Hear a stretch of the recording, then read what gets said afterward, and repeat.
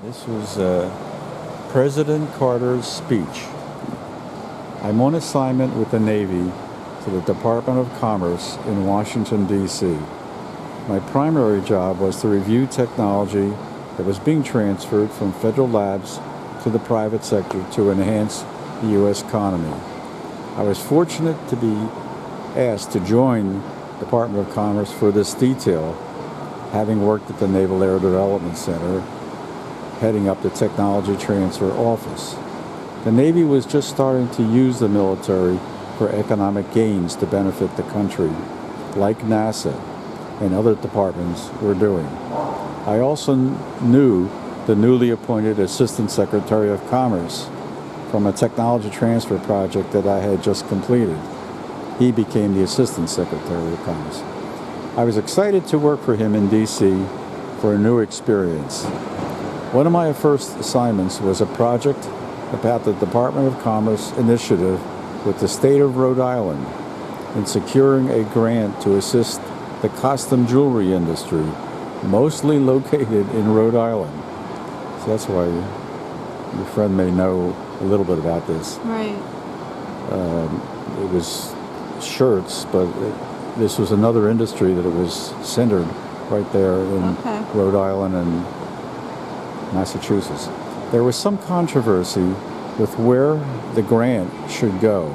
Now, I was working for Commerce. They were going to make this award to this special industry, and there was some controversy about it, whether it should go to the Democratic mayor of the industry, which is mostly located, or the Republican governor of the state.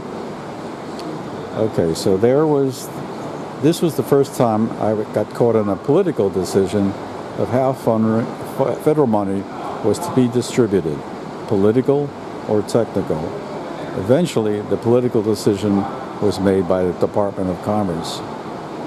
One day I received a call and was being asked to write a short speech for President Carter, who was visiting Rhode Island and wanted to brag about the federal initiatives to their economy. Why me, I wondered, but was quickly told that the Secretary of Commerce was on travel, his assistant was out, and this urgent request floated to my desk. Since I was working on the project, I was chosen and they needed it fast. Quickly, I drafted the press release and it was forwarded to the President's office for his upcoming visit. I was pretty excited that I was writing a presidential speech and found out when it was going to happen. The President was scheduled to be broadcast on the radio, and I glued myself to the news that day. Suddenly, there was an emergency in the Middle East, and the President spent his entire time responding to reporters on that issue and never gave that proposed speech. Oh well, that's life. My moment of fame disappeared.